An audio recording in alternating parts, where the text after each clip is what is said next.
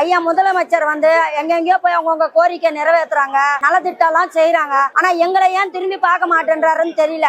எங்க மேல ஏதாவது கோவம் இருக்குதா எங்களுக்கு தெரியல. நாங்க என்ன கேக்குறோம், சென்னை மாநகராட்சியில 7ஆம் மாசம் 31ஆம் தேதி எந்த நிலைமையில இருந்தோமோ அந்த நிலைமையில தான் நாங்க வேலை கேட்கிறோமே தவிர நாங்க பணி நிரந்தரம் கூட கேட்கலையா. ஐயா சேகர் பாபு அவர்கள் வந்து அறநிலைத்துறைக்கு 1500 பேருக்கு பணி நிரந்தரம் போட்ட நீங்க அப்படியே எங்களுக்கும் மனம் இறங்கி தயவு காட்டி நீங்க நினைச்சா முடியும். குப்பை வாரத்துக்கு தான் நாங்க போராடிட்டு இருக்கோம். நாங்க வந்து சொகுசு வாழ்க்கைக்கெல்லாம் நாங்க போராடல.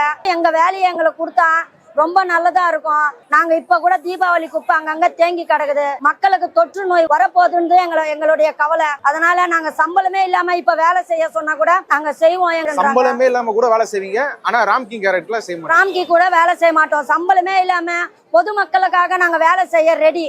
ஆனா தனியார் மையத்துக்கு தனியார் நிர்வாகத்துக்கு போறதுக்கு நாங்க ரெடி இல்ல. உங்களை நம்பி நாங்க ஓட்டு போட்டோம். நீங்க நல்லது செய்வீங்க. கலைஞர் ஐயா காலத்துல எல்லாம் இரவோட இரவா பணி நிரந்தரம் கொடுத்தீங்க. அது மாதிரி நீங்களும் செய்வீங்கன்ற நம்பி நாங்க போராட்டத்திலே இருக்கிறோம். எங்க போராட்டம் கலையோனா உங்க கையில தான் இருக்குது.